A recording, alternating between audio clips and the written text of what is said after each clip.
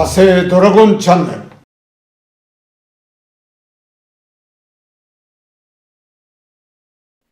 私の役はなんかブラックジャガーとかって真っ黒い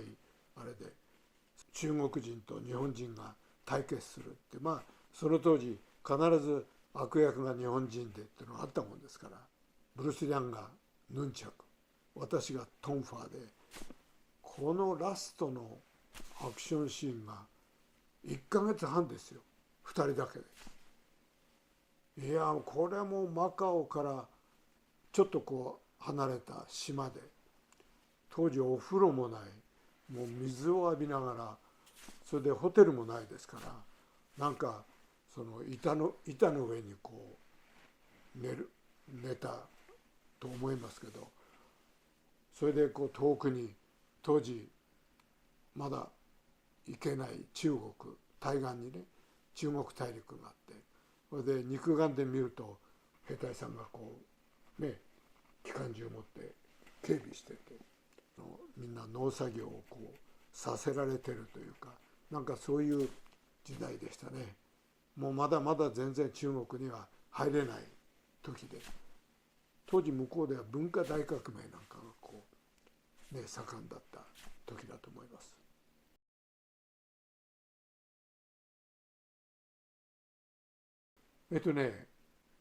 マカオからまた小さい船で行くタムチャイってとこかな。もう今はこう全部橋があって渡れたんですけど、その当時は橋がないですから、もうマカオ行くにも船、マカオから香港ももちろん橋もないし船っていうところで、多分タムチャイっていう場所だったと思います。はい。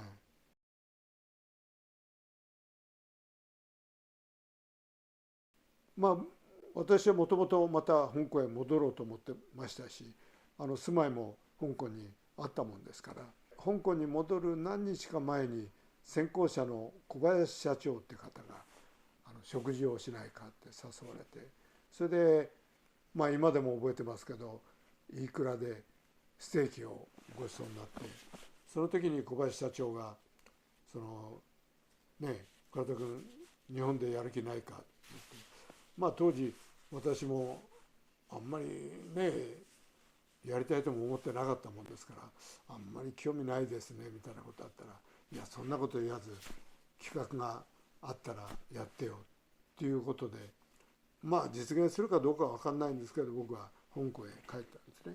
それで何ヶ月後かに日本のマネージャーが「これだけなんか今度日本でテレビドラマで君主演でやる企画が決まったんだけど頼むよ」って言われて、テレビっていう、一瞬と思ったんですけど、日本でもね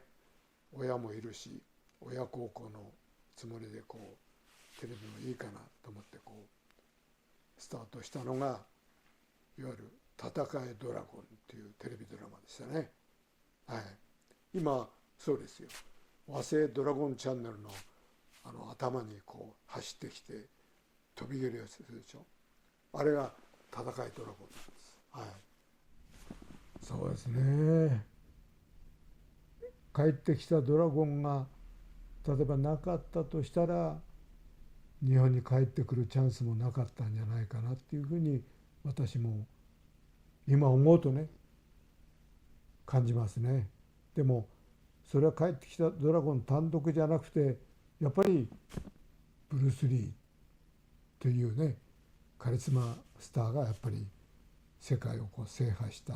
後なもんですから、やっぱりブルース・リーかな。ブルース・リーのおかげでというところもあるかもしれませんね。はい。そう思うとね、ブルース・リーに生きていてほしかったなっていうふうに感じます。はい。